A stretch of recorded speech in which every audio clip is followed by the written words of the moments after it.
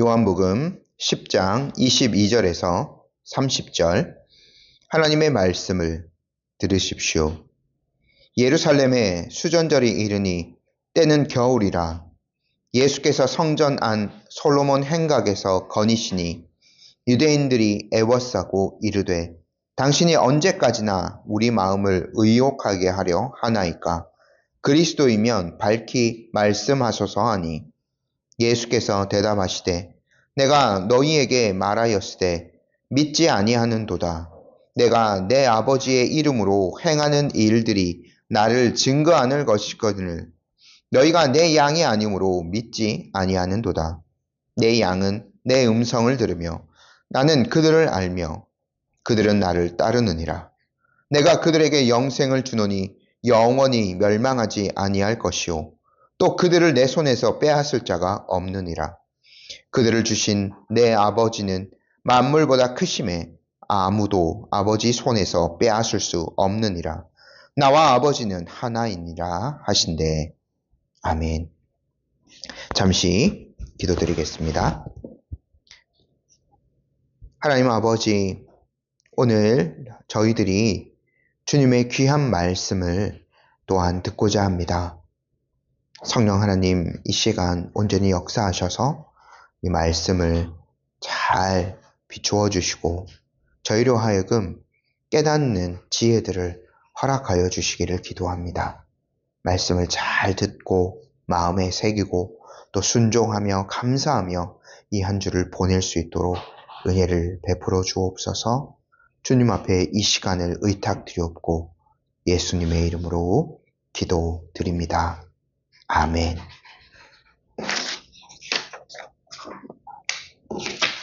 예수님께서 선한 목자에 대한 강화를 하시면서 자신이 어떤 존재인지를 먼저 드러내어 주셨습니다.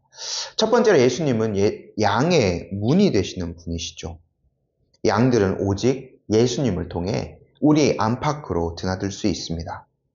그리고 오직 예수님을 통해서 양의 우리에 들어가야만 구원을 받을 수 있고 또 목자 되신 예수님을 따라갈 때 꼴과 같은 필요한 모든 것들을 공급받을 수 있죠. 그렇게 예수님은 양들에게 생명을 주시는 분이시고 더 풍성하게 주시는 분이십니다. 또한 두 번째로 예수님은 선한 목자가 되시는 분이라고 자신을 밝혀주셨습니다.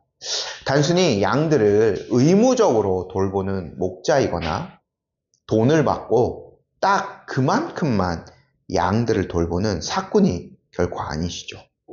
선한 목자 되신 예수님은 자신의 양들을 위해 자신의 생명을 주십니다. 그분은 양들을 너무나 잘 알고 계신 분이시죠. 양들을 너무나 사랑하기에 그들을 위해서 목숨을 스스로 던지시는 분이십니다. 그러한 그리스도의 죽음을 통해 영원한 생명이 택한 자들에게 공급되어지죠. 예수님이 주시는 생명만이 사람을 영생으로 이끌 수 있습니다.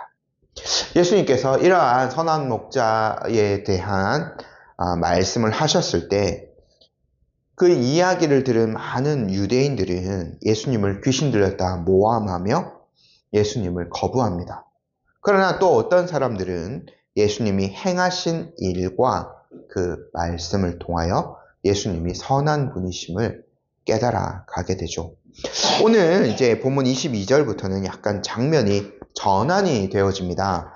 9장의 맹인의 치유부터 10장의 강화에 이르기까지, 10장 전반부의 강화에 이르기까지는 초막절에 일어난 사건이라고 보여지는데요. 이제는 예루살렘의 또 다른 절기인 수전절이 이르게 됩니다. 저희 22절 말씀 다시 한번 읽어볼게요. 예루살렘의 수전절이 이르니 때는 겨울이라. 요한은 수전절에 대해서 다른 설명을 길게 하지 않습니다. 단지 그 때가 겨울인 것만 밝히고 있죠. 근데 저희가 이 수전절은 구약에서 사실 찾아볼 수 없는 절기입니다. 유대인의 다른 모든 절기는 구약 율법에 의해서 제정이 된 것이고 불임절 같은 경우에는 이제 그 에스더서에 나오는 그 사건을 계기로 제정이 된 거죠. 근데 이 수전절의 그 절기는 그들의 또 다른 그 이스라엘의 성경에는 나오지 않는 그들의 역사를 통해서 생성된 절기이거든요. 그래서 그 역사를 잘 모르는 저희 같은 경우에는 이 절기의 제정에 대해서 조금 상세하게 알 필요가 있을 것 같습니다. 수전절은 유대인의 달력으로 기슬레월 25일에 시작해서 8일 동안 진행되는 절기입니다. 현재의 달력으로는 항상 12월에 이제 시작되거나 마무리되기 때문에 요한이 겨울이라는 그 계절을 기록해 놓은 것이겠죠. 조금 더 상세하게 수전절의 역사적 배경에 대해서 이제 정리를 좀 해드리고 넘어가도록 하겠습니다. 이거 흔히 말하는 중간기, 그러니까 말라기 이후에 세례 요한 선지자가 나오기 전까지 이스라엘에 또 다른 아주 복잡한 역사들이 있었습니다. 이때는 수전절이 제정된 그때는 이제 헬라 제국이 이제 이스라엘을 민족을 굉장히 괴롭게 했을 시기입니다. 그 당시에 시리아 지역을 다스리고 있던 안티오쿠스 4세 에피파네스는 주전 약 168년경에 이집트 원정을 떠나게 됩니다. 근데 거기에서 로마의 패퇴해서 굴욕적으로 퇴각을 하게 됩니다. 이집트에서 이제 전쟁에 졌기 때문에 다시 이제 북쪽으로 올라와야 되는데 그 귀국길에 그 분노를 다른 지역에 다른 민족에게 이제 그 분노를 표출하게 되는데요. 팔레스타인 지역에 있는 특히 유대인들에게 그 분노를 표출을 하게 됩니다. 그래서 그 1년 뒤에 유대인들을 아주 심하게 박해를 하게 되는데 특별히 예루살렘 성전을 모독해요. 예루살렘 성전에 제우스 신상을 설치하고 유대인들이 굉장히 부정하다고 여기는 돼지, 결코 제물이 될 수 없는 그 돼지 제물을 성전에서 봉헌하기도 하고 유대교를 그 민족적으로도 굉장히 탄압합니다. 할례, 안식일 준수, 또 다른 어떤 절기들, 이 모든 것들을 금지시키고 그들이 성경을 소유한 구약 성경이 되겠죠. 그것을 금지하고 그걸 어길 시에는 처형을 시키는 그런 아주 강제적인 어떤 그 정책을 펼치게 됩니다. 그래서 그 유대 민족을 강제적으로 헬라화 시키려고 했던 거죠. 거기에 유대인들이 가만히 있을 수 없어서 마카비 가문, 그러니까 마타티아스라는 그 사람과 특별히 그의 아들들 중에서 유다 마카비가 중심이 되어서 그 시리아 제국에 굉장히 그 반란을 펼치게 됩니다. 게릴라전을 주로 펼쳐가면서 격렬하게 저항을 하게 되고 결국 그 결과로 주전 164년에 예루살렘을 다시 탄환하게 됩니다. 다시 이제 자유를 얻게 되죠. 그리고 난 다음에 가장 먼저 해야 될 것이 무엇입니까? 성전에 세워져 있는 제우스 신상을 다 이제 철거해버리고 성전을 깨끗하게 하는, 정화하는 그 일이 가장 먼저 선행이 되어야 되겠죠. 이를 기념하여서 수전절이 제정이 되게 된 겁니다. 성전을 재봉헌하게 된 것을 기념하는 절기가 된 거죠. 이때가 이제 유다 달력으로 기슬월이었기 때문에 그거를 기념하면서 12월, 지금의 달력으로는 12월에 8일 동안 하나님의 구원과 보호하심을 기념하는 절기로 이 절기를 제정하고 지키게 된 거죠. 근데 예수님 당대 이때는 이제 주전 저희가 그냥 아주 단순하게 계산하면 한 33년 정도 이제 된 시기이기 때문에 이렇게 수전절이 제정되고 난 다음에 약 200년 정도가 흐른 뒤입니다. 예수님은 그때 예루살렘에 오셨는데, 그럼 그 당시에 예루살렘의 상황은 어땠을까 한번 저희도 이것도 한번 생각해 볼 필요가 있겠죠. 그 사람들이 이제 164년 정도에 마카비 혁명을 통해서 다시 이제 독립을 되찾게 되고, 약 한 100년 동안 하스모니안 왕조를 통해서 유대인들의 아주 정통성을 좀 회복하게 되는데요.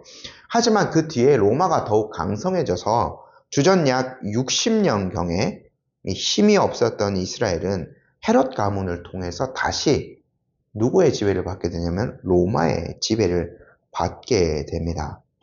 근데 이 헤롯 가문은 정통 유대교 혈통이 아니라 에돔 가문이에요. 그들의 이제 반발도 굉장히 심해졌겠죠. 그래서 예수님 당시에 유대인들은 약 100년 정도 로마의 통치 아래에 있었던 거예요. 그러니까 지금 그 상황 가운데 그들은 다시 자신의 민족들을 회복시켜줄 메시아를 고대하고 있었습니다. 그리고 선지자들이 예언하였던 다윗 왕조를 회복시킬 바로 그 사람을 간절히 기다리고 있는 시기였던 거죠. 이때 예수님께서 성전 안에서 솔로몬의 행각에서 사람들을 가르치십니다. 23절 말씀 저희 함께 읽어볼게요. 예수께서 성전 안 솔로몬 행각에서 거니시니, 솔로몬 행각 저희들이 예전에 이제 사도행전 설교를 할 때 여기에서 일어난 그런 사건들을 보았습니다. 사도들이 여기에서 설교를 하고 수많은 유대인들이 회심하는 장소가 되기도 하는데요. 이 그 솔로몬 행각은 성전 입구 쪽 뜰 주변에 이제 세워진 건물입니다. 지붕이 있고 한쪽은 막혀져 있고 한쪽은 트여져 있는 건물이기 때문에 추운 겨울에 그래도 한쪽 이제 완전히 개방된 공간은 아니고 반 정도 이제 막혀져 있는 공간이기 때문에 사람들이 몰려들기 좋은 장소인 거죠. 예수님께서 거기에서 이제 사람들을 만나고 계셨습니다. 그때에 유대인들이 예수님을 발견하고 예수님을 둘러싸죠. 24절 말씀 함께 읽어보겠습니다. 유대인들이 애워싸고 이르되 당신이 언제까지나 우리 마음을 의혹하게 하려 하나이까? 그리스도이면 밝히 말씀하소서 하니. 저희가 이 장면을 또 한번 머릿속에 그려볼 필요가 있겠습니다. 행각이 한쪽은 막혀져 있고 한쪽은 이제 트여져 있는 이러한 공간이라고 말씀드리지 않았습니까? 이러한 공간에서 사람들이 앞을 이렇게 쭉 막아 서버려요. 그러면 이 둘러싸여져 있는 사람은 이 벽을 뚫고 뒤로 나가지 않는 이상은 어떻게 탈출할 방법이 없습니다. 도망갈 수가 없는 거죠. 그러니까 지금 이 유대인들은 사실은 예수님께 무엇인가를 정중하게 질문하고 답을 구하고 이렇게 오려고 하는 것이 아니라 또 다른 어떤 목적을 가지고 예수님을 위협하고 있는 것과 마찬가지였던 거죠. 그리고는 예수님께 한 가지 질문을 던집니다. 좀 쉽게 표현하자면 당신이 언제까지 우리의 마음을 애태우려 합니까? 라고 그들이 질문하거든요. 이 얘기가 뭐냐면 당신의 정체를 우리가 잘 모르겠다. 그러니까 당신이 그리스도인지 아닌지 우리에게 좀 분명하게 해주십시오 라고 그들이 달려든 거예요. 이 질문에는 그리스도이다, yes. 그리스도가 아니다, no. 요 두 가지 선택지밖에 없는 그러한 질문을 둘러싸고 그들에게 예수님이 이제 신문을 당하신 거죠. 근데 이 유대인들이라고 표현되어 있는데 요한복음 전체에서 유대인이라고 표현된 사람들은 대체적으로 예수님을 대적하는 사람을 가리키는 표현입니다. 결코 이 사람들이 공손한 태도로 예수님께 질문을 던졌다고 보기는 어렵죠. 그래서 사실 그들은 어느 정도 자기들 안에 예수님에 대한 판단을 내리고 있는 상태였어요. 그 전에 19절 말씀 한번 보십시오. 많은 유대인들이 20절에 많은 사람이, 그 중에 많은 사람이 말하되 그가 귀신 들려 미쳤거늘 이렇게 얘기합니다. 거의 이 사람들이, 예수님을 둘러싼 사람, 이렇게 예수님을 그 전에 명절에 판단했던 사람이 동일한 사람들이라고 보여지거든요. 근데 그들은 예수님을 귀신 들린 자, 헛소리만 일삼는 자, 이러한 사람으로 이미 어느 정도 결론을 내린 상태예요. 그러니까 이런 사람들이 예수님께 와서 당신의 정체를 밝혀라 라고 하는 것은 사실 공손한 태도로 당신이 어떤 분이십니까? 라고 묻는 것과는 거리가 멀죠. 이거는 분명히 예수님을 함정에 빠뜨려는 수작에 가깝습니다.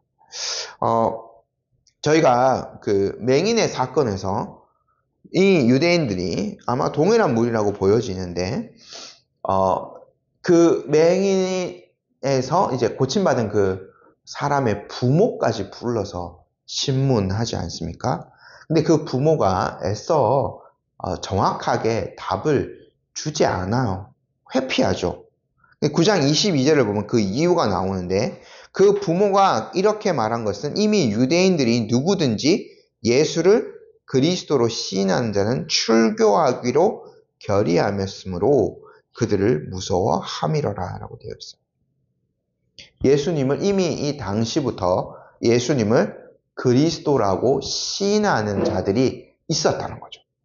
그러니까 예수님 자신이 그렇게 어느 정도 시기까지는 그 신분을 아주 가까운 사람들 외에, 그리고 몇몇 치유받은 사람들 외에는 밝히지 않았어요. 공적으로. 근데 유대인들이 이러한 소문들을 알고 있었기 때문에 이미 그렇게 고백하는 사람들은 다 출교하기로 결의를 내려버린 거죠. 다른 사람들이 예수님을 그리스도라고 고백한다면 처벌받는 거예요. 예수님도 해당될 수 있는 거죠. 그래서 예수님께서 아주 공적으로 그 사람들 앞에서 내가 바로 올 그 사람이다, 하나님이 예언한 메시아이다 라고 밝힌다면 그들은 바로 한 2명 정도의 증인을 잡아서 예수님을 고발할 겁니다. 산헤드린 공회에 고발이 가능하죠. 그리고 예수님은 바로 신성 모독죄로 처벌을 받을 수 있는 거예요. 그래서 이 사람들은 실제로 그리스도를 기대하는 마음, 그러니까 그 그리스도가 아까 얘기했던 정말 정치적인 어떠한 메시아이든 아니면 정말 그들을 영적으로 구원할 하나님이 보내신 자이든 그리스도를 기대하는 마음으로 예수님께 온 것이 아니에요. 결정적인 어떤 꼬투리를 잡기 위함이었죠. 그들의 아주 얄팍한 속임수에 예수님께서 결코 속으실 리가 없습니다. 그래서 예수님께서 오히려 그들을 책망하시죠. 25절 말씀 함께 읽어보겠습니다. 예수께서 대답하시되 내가 너희에게 말하였으되 믿지 아니하는도다. 내가 내 아버지의 이름으로 행하는 일들이 나를 증거하는 것이거늘. 예수님께서는 자신의 입으로 그 말씀을 재차 하실 필요가 없으세요. 왜냐하면 이미 예수님께서는 아버지의 이름으로 모든 것들을 행하셨습니다. 그것들이 예수님께서 그리스도임을 증명하고 있어요. 요한복음 안에서 내적인 증거만 찾아봐도 예수님께서는 물로 포도주를 만드셨죠. 또 사람들을 고치셨습니다. 또 그 예루살렘에서는 중풍병자를 걷게 하는 이적을 일으키셨죠. 5,000명을 먹이셨습니다. 그 다음에 무리를 거르셨죠. 또 예루살렘에서 맹인의 눈을 뜨게 하셨습니다. 이러한 결정적인 증거들이 있어요. 이 증거들만 객관적으로 봐도 그 고침받은 맹인처럼, 그 고침받은 맹인이 뭐라 했습니까? 이 동일한 유대인들 앞에서 창세 이후로 맹인으로 난 자의 눈을 뜨게 하였다함을 듣지 못하였으니 이 사람이 하나님께로부터 오지 아니하였으면 아무 일도 할 수 없으리이다. 객관적인 예수님의 행적과 예수님의 가르침을 통해서 모든 것들이 충분히 검증될 수 있는 거죠. 그럼에도 불구하고 그들은 예수님을 불신하고 있어요. 그들에게 부족한 것은요, 더 많은 증거가 아닙니다. 더 많은 증거를 제시해야 그들이 예수님을 그리스도로 인정하지 않, 그들에게는 믿음이 없는 거예요. 그렇기 때문에 예수님의 그 모든 것들을 애써 다 거부하고 있는. 그런 차원에서 예수님께서 계속 말씀을 더 이어가십니다. 26절, 27절 말씀 저희 함께 읽어볼게요. 너희가 내 양이 아니므로 믿지 아니하는도다. 내 양은 내 음성을 들으며 나는 그들을 알며 그들은 나를 따르느니라. 이 사람들의 불신의 기원은 그들이 주님의 양이 아니기 때문이에요. 그들은 하나님께서 선한 목자 되신 예수님께 맡겨주신 양들이 아닙니다. 그러므로 이 사람들이 예수님을 불신하는 것은 예수님을 통해서 일하시는 하나님을 부인하는 행위이기도 합니다. 그럼에도 불구하고 예수님께서는 27절 말씀에 내 양이 있다. 그들은 내 음성을 듣는다. 나는 그들을 알고 있다라고 말씀해 주세요. 이미 앞에 목자의 비유를 통해서 충분히 설명해 주셨죠? 예수님께서 택하신 자기의 양들은 예수님의 음성을 듣고 예수님을 따릅니다. 하지만 이 사람들은 예수님의 양이 아니기 때문에 예수님이 어떠한 일을 행하더라도 무슨 말씀을 하시더라도 믿지 않는 거죠. 그러면 여기에서 우리가 한 가지 더 생각해 볼 점이 있습니다. 어떤 사람들은 그럼 예수님의 양이 아니기 때문에 이 사람들이 불신하는 거라며 불신의 원인은 궁극적으로 하나님께 있지 않습니까? 라고 따질 수도 있습니다. 하나님이 택하지 않으셨기 때문에 그들에게 믿음이 없는 것이 아니냐 따질 수도 있는 거죠. 여기에서 제가 칼빈의 그 해설을 한번 좀 읽어드리도록 하겠습니다. 요 구절에 대한 혹시 누군가 그렇다면 불신앙의 책임이 하나님께 있는 것이 아닌가요? 라고 묻는다면 예수님은 이렇게 대답하실 것입니다. 아니요. 하나님께는 책임이 없습니다. 사람들은 하나님의 은혜를 스스로 거부하고 자기 마음의 악함 때문에 믿지 않는 것입니다. 하나님은 사람들이 믿도록 돕기 위해 필요한 모든 것을 하시지만 문제는 그들이 스스로 마음을 닫아버리는 데 있다는 것입니다. 예수님은 이런 예를 들고 계십니다. 맹수 같은 사람들이 양처럼 온순하게 되려면 하나님의 성령이 그들을 변화시키셔야만 합니다. 그렇지 않으면 그들은 계속 거칠고 사나운 상태로 남을 수밖에 없습니다. 결국 하나님께서 그들을 바꾸시지 않으면 복음을 거부하는 것은 자연스러운 일입니다. 그래서 믿는 사람이 적다고 해서 놀랄 필요는 없습니다. 문제는 사람들이 스스로 거부하고 자기의 마음의 악함을 따르는 데 있는 것이죠. 하나님께서는 모든 것을 주관하시는 분입니다. 그러나 사람들이 자신의 불신앙에 대해서 그렇다고 해서 하나님을 탓할 수 없는 것은 사람들의 불신앙은 자신들의 선택과 책임에서 비롯되는 것이기 때문입니다. 그러므로 우리는 우리의 불신앙을 그 책임을 하나님께로 돌릴 수는 없는 거죠. 오히려 우리가 택한 백성처럼 더욱 주님의 양처럼 주님의 말씀을 듣고 순종하기를 힘써야 할 것입니다. 예수님은요, 사람들을 불신에 빠뜨려서 영원한 형벌로 이끌기 위해 이 땅에 오신 것이 아닙니다. 오히려 그렇게 믿지 않는 자들을 구원하셔서 그들에게 영생을 주시고자 하는 분이십니다. 28절 말씀 저희 함께 읽어보겠습니다. 내가 그들에게 영생을 주노니 영원히 멸망하지 아니할 것이요 또 그들을 내 손에서 빼앗을 자가 없느니라.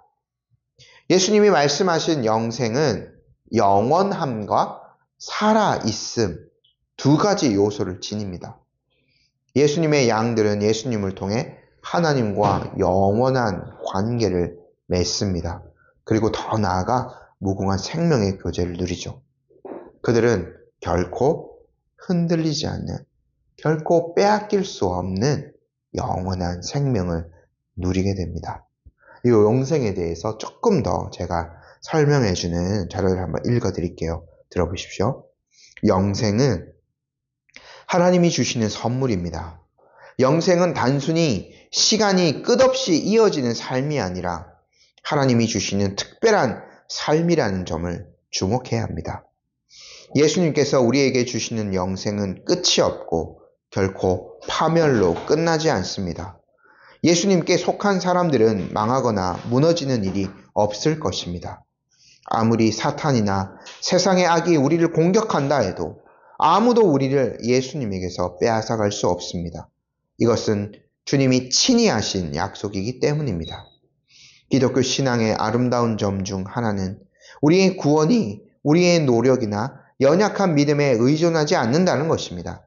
우리의 구원은 예수님께서 우리를 꽉 붙들고 계시는 것에 달려 있습니다. 하지만 이 점은 명심합시다. 이 말씀은 우리가 세상에서 모든 어려움과 고통을 피할 수 있다는 뜻은 아닙니다. 다만 세상에서 어떤 어려움이 닥치더라도 우리는 여전히 예수님의 손안에 있고 영원히 안전하다는 약속이 있다는 것입니다. 그 약속이 우리를 힘있게 합니다. 다시 소망을 가질 수 있게 합니다. 예수님께서 이렇게 영원히 변하지 않는 생명을 주실 수 있는 이유는 예수님께서는 성부와 하나이신 존재이기 때문입니다. 29절, 30절 말씀 저희 함께 읽어보겠습니다. 그들을 주신 내 아버지는 만물보다 크심에 아무도 아버지의 손에서 빼앗을 수 없느니라. 나와 아버지는 하나이니라 하신대. 성부 하나님께서는 만물보다, 만물의 총합보다 더 위대하십니다.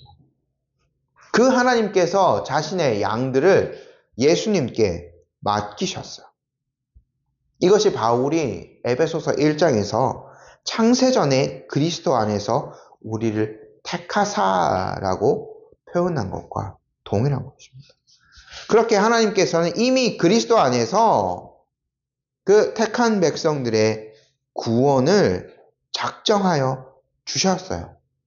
하나님이 이미 세우신 계획이기 때문에 예수님의 그 양들은 아무한테도 빼앗길 수 없는 것이죠. 택한 백성들의 구원은 이렇게 하나님의 영원한 작정과 연결되어져 있기 때문에 참으로 확실합니다. 예수님이 자신의 신분에 대해서 밝히시죠. 나와 아버지가 하나이다. 동일한 본질이다 라고 말씀하십니다. 두 위격의 사역이 너무나도 긴밀하게 연결되어져 있죠. 그래서 그리스도 안에 있는 자라면, 내가 그리스도께 속한 자라면 하나님이 주시는 그 구원을 완전히 누릴 수 있는 것을 어느 누구도 부인할 수 없는 것입니다.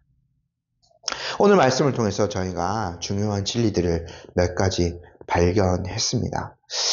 유대인들은 수전절이라는 절기를 통해서 그들의 민족적인 구원, 하나님께서 하신 구원을 기념했죠. 하지만 그 유대인들은 정작 자신들의 앞에 계시는 참 구원자이신 예수님을 알아보지 못했습니다. 오히려 그들은 예수님을 함정에 빠뜨리려 했고 예수님의 말씀에 대해서, 예수님의 존재에 대해서 불신을 드러내었죠. 그러므로 그들은 주님의 양이 아닙니다. 하지만 예수님께서는 자기의 양들에게는 놀라운 약속들을 주셨습니다. 그것은 바로 영생입니다. 이 영생은 단순히 길게 사는 것이 아니라 전능하신 하나님 아버지와 예수님의 보호 아래에 있는 안전하고도 풍성한 생명입니다. 어떤 환난이나 역경이 닥쳐와도 아무도 우리를 예수님의 손에서 빼앗을 수 없다는 이 주님의 약속은 오늘 살아가는 우리에게도 큰 위로가 되죠. 우리가 예수님의 양이 되었다는 것은 전적인 하나님의 은혜입니다. 그러므로 우리는 그분의 양이기 때문에 선한 목자의 음성을 듣고 따르는 삶을 살아야 합니다. 이것이 영생의 은혜를 누린 자의 합당한 삶의 태도이죠. 수전절에 성전을 거니시며 자신이 하나님과 하나이심을 선포한 예수님을 기억하십시오. 그분께서 지금도 우리의 선한 목자가 되셔서 우리를 영원한 생명으로 인도하고 계십니다. 아멘. 함께 기도드리도록 하겠습니다.